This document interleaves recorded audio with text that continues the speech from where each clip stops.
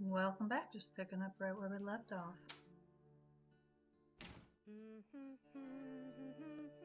That's my family tree. Ask me anything about anyone. Go on, ask me.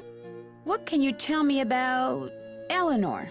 Just that she was burned as a witch, but it wasn't true, and her father, James, died when he saw her die.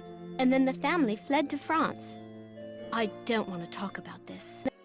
Tell me about Brigitte, the one born in 1759. She never married and was bonkers for astronomy. She adopted her sister's son, Richard, who later got killed at Waterloo. Okay, that's enough of that. Ooh, runes. Okay, I'm just gonna write these down real quick because that is what I do with my life. It is so cool. Okay, back to mystery solving. Nigel gave that to me when I was in the library once. I think he was hoping it would scare me, but it didn't. I'm too smart to believe in that sort of stuff. Oh, look where it opened. Lycanthropy, I'm aware. If you want to read these, go ahead and pause it. I can't guarantee that I will let it sit long enough for you to read it. I'm just skimming it.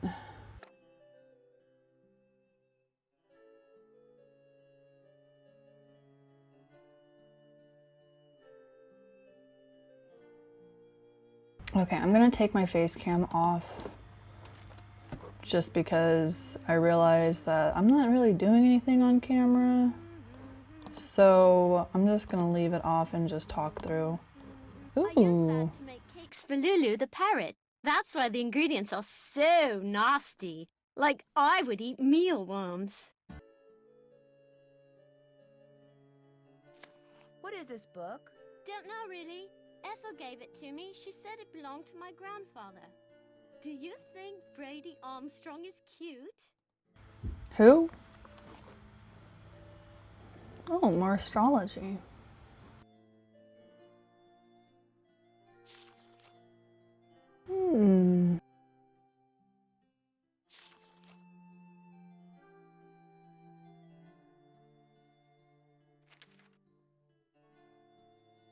These are all clues to things, aren't they? That definitely is.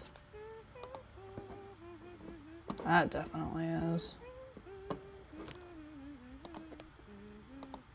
Okay, I'll come back to that one when it seems more relevant. That was written by Charles Pemberlin way back in like the 1500s. When I read it, it seemed really familiar, you know? That's nice. I totally love that show. Isn't Brady Armstrong so dreamy? Oh, that's Brady. Oh, from freaking the second one. What's the second one called?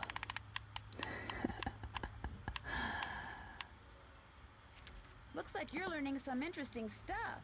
Bet you wouldn't say that if you were the one who had to learn it.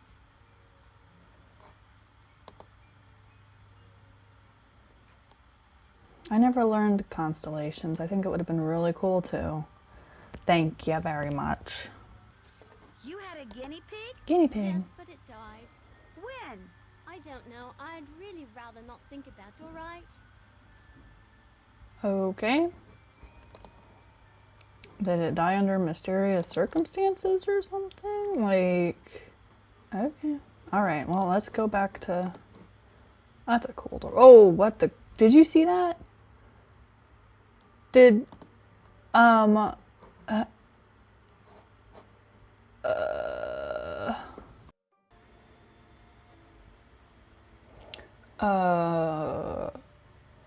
That just blinked.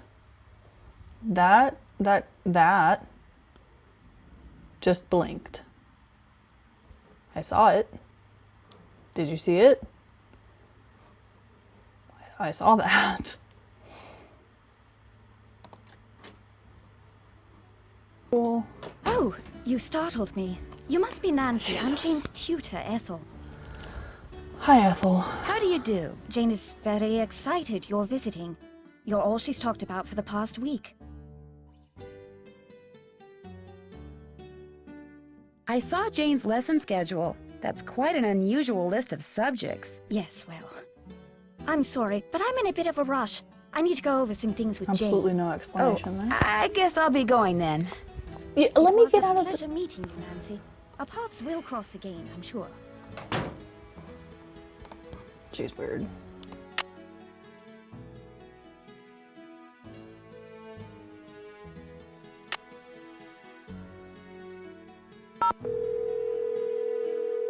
This is the number that I found in that book about lycanthropy, so... This is Paliki. Hi, my name is Nancy Drew. Could I ask you some questions about lycanthropy? I'm sorry, I'm about to leave for a seminar and I'm very busy. Besides, I've written 2 books and 12 articles on the subject. If you have questions, perhaps you should try reading one of them. I did. That's how I got your number. Well, if you didn't understand something, I'm afraid I really don't have time to explain it to you. I understood everything. It's just that I know someone who seems to be exhibiting some of the symptoms of lycanthropic Lycanthropic metamorphosis? Well, that's different. Talk to me. What do you consider to be the definitive signs that someone is turning into some kind of animal? Symptoms are relatively subtle. A dry mouth, fatigue, impaired vision, and reduced blood flow to the skin. Is this person pale? I can't say. She won't let anyone see her. She just lies in bed all day behind this curtain. And at night, what does she do at night?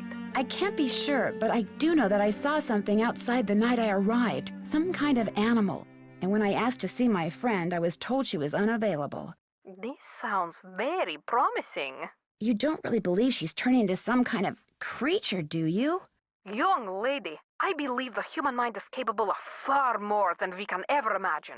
Pale skin, dry mouth, fatigue.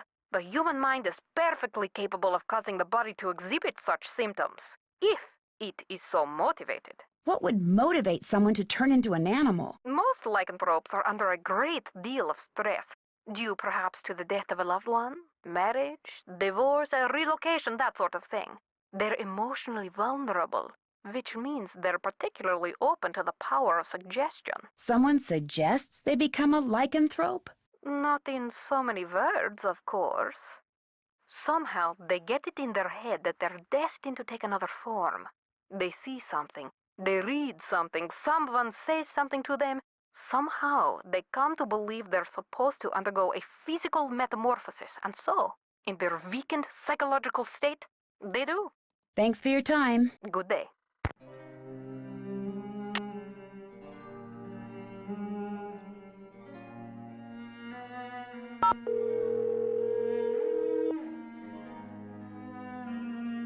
Hello? Hi, Nancy. It's Mrs. Petroff. How is everything? Have you seen Linda yet? Literally speaking, no, but I did talk to her. Not that she told me anything. I'm just about at my wit's end. I've never known her to act like this. The last doctor that examined her said that aside from a little dry skin, which is not unusual for her, she was perfectly fine. Maybe she's just unhappy here. I don't know why. I mean, she absolutely adores Hugh. She was thrilled when they got married and couldn't wait to start a new life with him and his daughter there in England. Something has changed her. Something in that house. Hugh is just as bewildered and upset by her behavior as I am. Please get to the bottom of this, Nancy. You're our last hope. Where is Hugh? He was called to Rome. As a diplomat, he's always being called out of the country without warning and without any say in the matter. He'd much rather be there with Linda, although what? it's just that Hugh said it hasn't been very easy for him to talk to her lately. Whenever he calls, which is at least once a day, Linda always seems to fly off the handle for no reason, which doesn't make sense. Linda has always been extremely level-headed and even-tempered. She never gets angry. At least she didn't used to. Who exactly is Mrs. Drake? She's Hugh's aunt. She's taken care of Blackmoor Manor ever since her brother died. He was Hugh's father. She's a bit of a character. In what way? The way she spends all her time in that conservatory, slouching around, trowel in hand, murmuring to herself. You'd think she was burying something. Or somebody. Way to speculate there. Goodbye, Mrs. Petroff. Goodbye, Nancy. Oh, one more thing. My niece is on call and her husband's out of town, and I told her I'd go over there and babysit if she had to work. So if you call and I don't answer, that's why. Bye.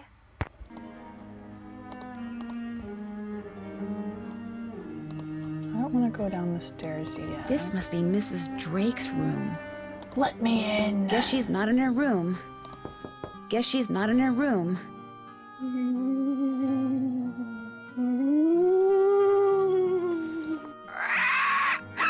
Oh, it's just a parrot. Scared ya? No, you didn't. Did you? What's your name? Lolo, Lolo, Lolo, Lolo, Lolo, Lolo. Okay, I get the point. Lulu. Lolo, Lolo, Lolo, Lolo. Do you by any chance know Latin? Quiste rogavit, bene vidi vici, semper ubi sub ubi, morituri status. I'll take that as a yes. Would you mind translating something for me? Fire away. Bruma? The longest day of the year is solstitium, the summer solstice. The shortest day is bruma, the winter solstice.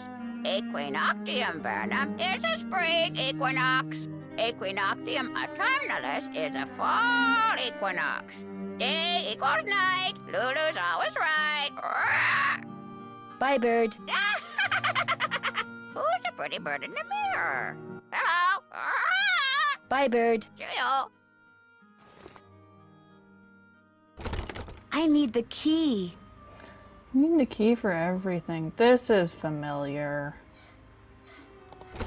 I need the key. You're gonna need a bigger boat. Thanks, Lulu. Who's the pretty bird in the mirror? Okay, let's go find the conservatory, I guess. This is a maze. That thing on the floor was like a maze. Looks like a piece is missing.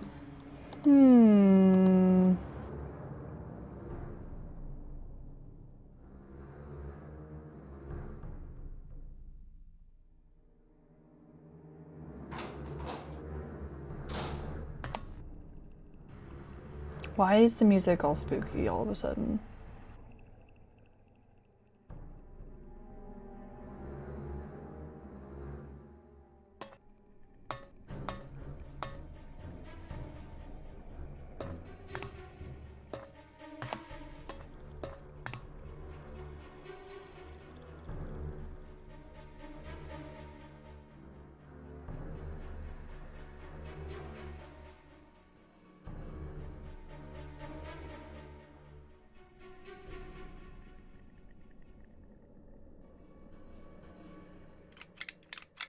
Doesn't work. I feel like that's gonna be a mini game for some reason.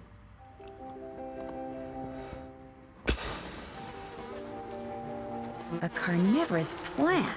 Cool. Oh, that's pretty cool.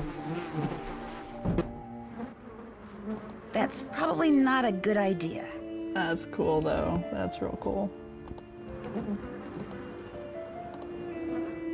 Messing with her plants is probably not a good Come on, idea. she won't even notice. Allergies for Mrs. Drake. Leticia. All settled in? Good. I'm happy that you're visiting Linda, but I know how much you teenagers like your televisions and loud stereos, so I must insist that you act respectfully and civilly while you stay with us. Since my nephew Hugh is away on business, I am in charge of this household, and if there's one thing I cannot stand, it's noise. Hugh's daughter Jane is staying with us and would very much like to meet you, but please try not to distract her. She has her studies and mustn't be disturbed during her lessons. Is anyone else staying here? We do not have any permanent house staff, if that's what you mean. The Penvillans have always been self-reliant. We get on quite well without being continuously mollycoddled by a squadron of insipid, gossiping ne'er-do-wells. Now, we do have two other house guests, a Mr. Nigel Mukherjee, who is researching the Penvillan family history in the library, and Ethel Bossany, Jane's tutor. Do you know what's wrong with Linda? Oh, Linda simply needs some time to adjust to her new living situation. England is not the United States. We do things differently, or should I say properly, here. The doctor believes it's just a case of nerves. Her mother told me she refuses to let anyone see her. Is that true? I don't know, and the doctors don't know. No one seems to know anything. All I've been told is that Linda is unwell and that in her stead, I must look after matters. Now, please, I really do not have time to entertain you. You may have the run of the house, but do not break anything, and refrain from mucking about with items that aren't yours. 2 rules Jane seems incapable of following. And before I forget, our kitchen is being remodeled, so our dining situation is rather unorthodox. I've made arrangements with a local restaurant to deliver meals to us. There should be a programmed number for them on the phone in your room. Feel free to order whatever you'd like. The picture book in Jane's room. Do you know much about its history? My brother Alan found it somewhere in the house. He was quite fascinated by it, but he'd never let me look at it. I'm concerned about that thing I saw outside. It was purely your imagination, unless you saw a stray dog. But I will not countenance any histrionics about this issue. We have enough to worry about with Linda. And please do not get any ideas about going outside to investigate. I do not want you tracking mud all over this house. What was your brother Alan like? He was quite remarkable. He taught linguistics and computer science and won many prestigious awards. He loved games, especially pranks, and was forever tinkering with this and that. I do miss him sometimes, but now he's gone. He died a month after my husband passed away, and ever since I've been here all alone. Until Hugh came back from the United States, that is. Can you tell me about Lulu? Lulu is a very old parrot. She must be over 80 years old. Please be very careful with her, especially if you feed her. Parrots have quite delicate constitutions, you know. Goodbye. Good evening.